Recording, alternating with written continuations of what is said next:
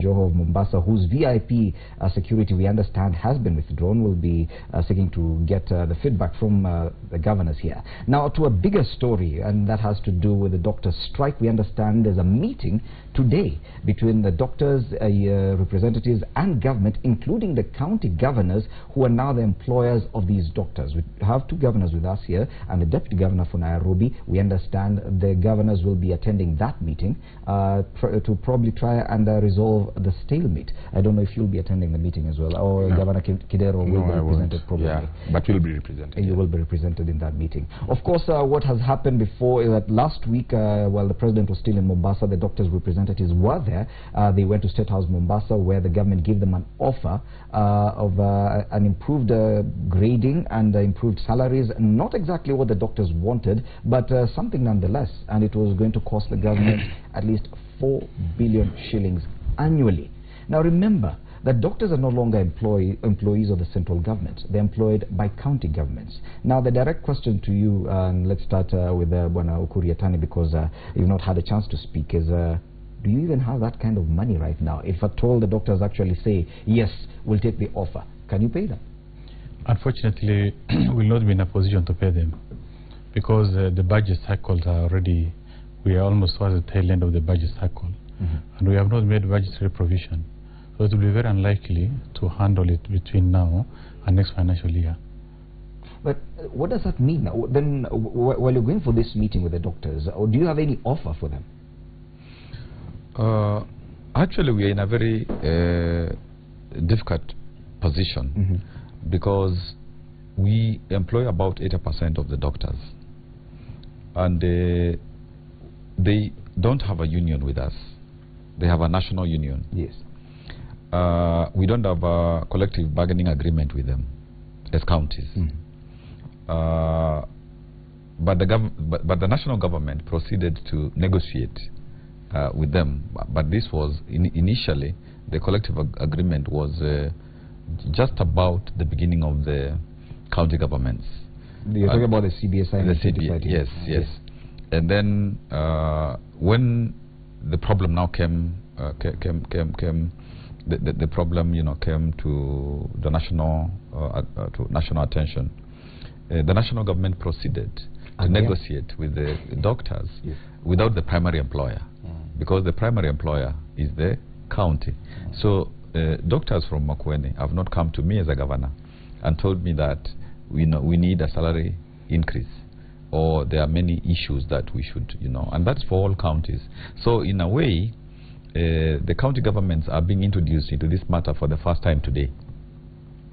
Although, of course, we have had some representation as the national government has been negotiating with the doctors. But for the majority of us, now the 47 of us, this is the first time that we are being introduced to this particular issue, whereas we have been the primary employers of the doctors. Wow, where does that leave us? It is the 36th day of the strike. Doctors have been on strike for more than a month. And the governors say today is the first time now they're getting seized of the matter? Yeah, it just shows what lack of consultation can do and the crisis it can precipitate. Because when this CBA was being negotiated and signed, so it is actually now a contract, it was around June of 2013. Counties were in place, governors were elected, health was devolved. So how did all this happen without the governors and the health CCs of the counties being involved? So then now this thing creeps up, and the government, like you've seen, has buried their head in the sand.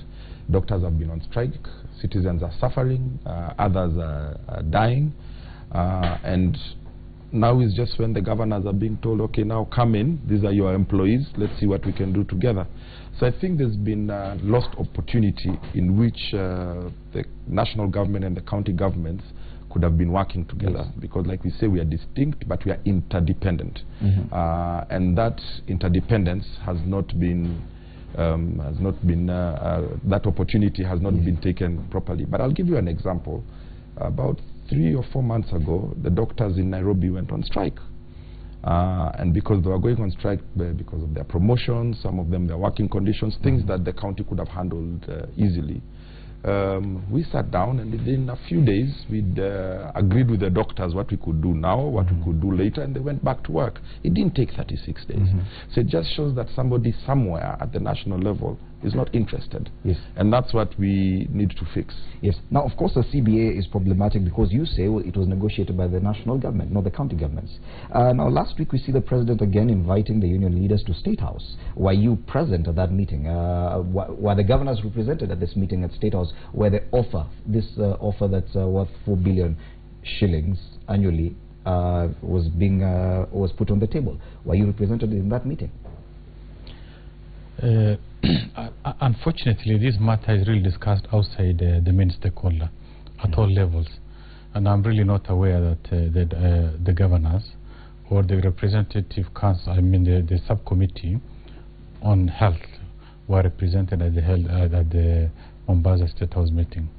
Unfortunately, we see there's too much politics rather than addressing the real issue, because the doctors are primarily the employees of the county government. Yes. And they have individual agreement. If I give you an example of Marsabit, we deal with them and we address issues of promotions, and we try to do the best we can.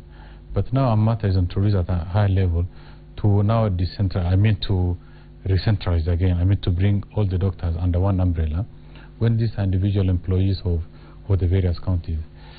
In my view, I think the health, being a devolved function, should be left entirely to the counties to manage themselves. Yes. And it's going to be much better that way. Yes, Kibudha Kibwana, now there's this offer that the central government has already put on the table. You say you're not even able to discuss, to pay that kind of money because the county does not have that budget right now. Then what happens when you go for this meeting today? Because this is scary. We have governors, you're going for this meeting. We think at least whenever we hear there's a meeting to try and resolve the stalemate, there's hope. But now you're telling us that this is the first time you're being seized on the matter. Now, the offer that the central government has already put in place, you cannot afford it. Are you going there to oppose this offer? Are you going there to say, okay, fine, we have a counter offer at our level, at the county level, probably let's remove this offer by the national government and we put our own offer on the table? Do you even have an offer? No, we don't have an offer as county governments, because we have not set with our doctors at county level to discuss this particular issue.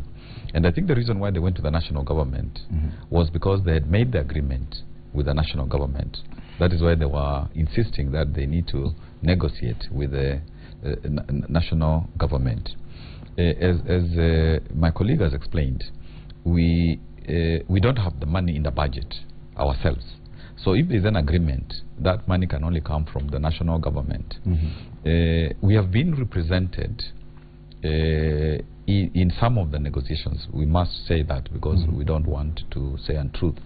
But the point we are making is this is not a matter for negotiating at the national level. It is a matter for each county to negotiate with its doctors. And even if they want to have a national union, just like there is workers' unions and then there is the COTU, the umbrella. That is also fine. Meaning that doctors that will be paid differently in terms of maybe a doctor in Marsabit could be paid different from a doctor in Makueni? Even now, actually, in terms of inducements, there are places where doctors are getting slightly, they're promoted more, they are promoted faster. They're given some hardship allowances and so on, because in some areas doctors are saying they will not go there and so on. There's a bit of a small differential, but whatever the governors negotiate, by and large, it has to be the same, so that there is uniformity. Yes. Is that the situation happened that played out with the nurses issue? That when the nurses went on strike and they resolved this matter, of course they were given better offers. Who paid for that? I think foremost we need to understand that the county governments are really independent, and based on their budget they make provisions. If you look at the case of Northern Kenya, it's very difficult to attract doctors to go and work in those areas, particularly at the level of consultant. So what we do as county governments in those regions, we make our own offers, not necessarily at the starting point, in the rest of the country. We give them better attraction. Like if a doctor starts with job group L, we now offer job group M or even N.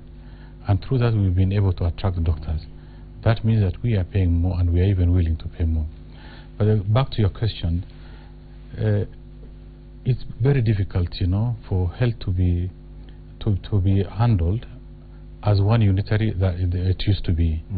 We need to have that latitude of engaging and discussing and paying, giving offers based on what you can afford, based on our needs. Like now, the reason where nurses have been given, some additional benefits, is not a bad idea, but it has to be done in conformity with what we have, definitely based on our budget. Are you, for example, having a problem trying to meet this new demand by nurses, or rather whatever they were awarded at the county level? Are you struggling to pay them now? Of course, now we've just been told that they need to be paid, but that means that I have to go back to my budget and see whether I'm going to make some adjustment in terms of a supplementary budget, or postpone until next financial year, so that I can budget and manage that. Because we cannot wake up one day and say, look, tomorrow we are going to raise the salary. Budget, government cycle don't work like that. It is something, is a process. It goes from the public, it goes to the executive, then the county assembly. Sometimes they might not even agree. From where I sit, it's very scary, because on the 36th day of the strike, we just had this problem with the nurses. Now you're saying the problem has been pushed to the counties. The counties are struggling to pay the nurses. So what happens with the doctors? Yeah, you see, and that's why I was saying it's important when people talk, because when you talk, you understand each other and you're aligned. So you see here at the national level, like the ambassador is saying, at the national level, negotiations are being made. You're not present. Then the bill comes to you, and you don't have the provision for it. So now as a governor, you have to start readjusting your priorities in the county, and something has to give. And the whole aspect of devolution was so that counties can be recognized as unique. Every county is unique. Every county has different needs. Every county's citizens have different aspirations. And that's why we say 48 governments, one Kenya. But when you begin now standardizing things and trying to treat everybody as the same, it doesn't work. And in the health sector, I don't understand why there's been so much meddling. It started with the purchasing of equipment that some counties didn't even need. And everybody was bought standard equipment for 37 billion shillings. That didn't work very well. Then now you saw the other day they went and bought containers, hundreds of them, for medical equipment for all the counties from Central Ministry of Health. It didn't work. Now they are trying to do the same thing with the nurses and the doctors, and it's not working. So we are saying just let the aspirations of the framers of the Constitution be implemented, which was really health is a devolved function, and let the governors and the counties handle healthcare the best way that they see their citizens need that healthcare. If you try to standardize it and make decisions not including the main stakeholder, then you run into problems like this. But again, I don't think it's too late for some of these things to be solved. Let's give it a chance. Let's see how the negotiations to do with the governors will go.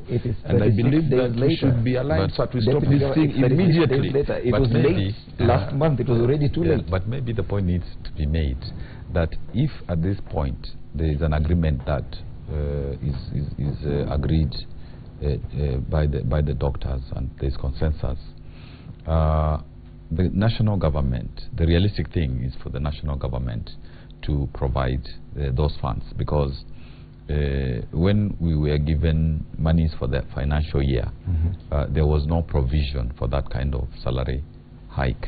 So it would be expected, and subsequently in the next financial year it would also be factored. But that would because be it's a new that has been imposed on you. Yes, but the most important thing is, as you're keeping on saying, which is correct, that we need to resume this service, because actually there is a national emergency in terms of the health sector. So it is actually also our plea as not only governors but as Kenyans that the doctors at this stage need to also recognize the pain that a lot of Kenyans are going through, and actually the deaths that are occurring in hospitals. I think there is always a give and take. There should always be a give and take.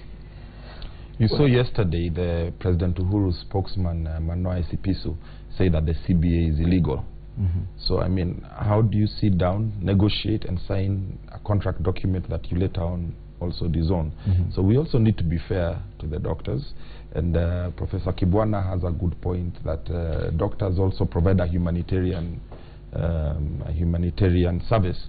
So they should also be able to meet the stakeholders halfway and say, fine, maybe this was agreed, we understand it can't be done all at once. Can you show us how we can do it progressively so that we can save lives of our citizens? Yes. At least the two governors with us today, Ukur Yatani and Kivutha Kibwana from Marsabit and Makueni respectively, will be attending that meeting with the Doctors Union and the government. Treasury CS Rotich will also be there in that meeting, and we do hope that something comes out of it. All the best to you gentlemen, in as far as that meeting is concerned. With something, as I told the Deputy Governor, it was already late, more than a month ago, because we do not want to see any day that we're going without medical services. Time now for another short break, so that when we return, we wrap up this news review this morning by discussing the security issue that is this personal security issue that is facing the governors, withdrawal of the VIP security for at least 2 governors, and this letter by the police directing all police officers not to use any chase cars in any convoy for any governor. That when Public Trust returns.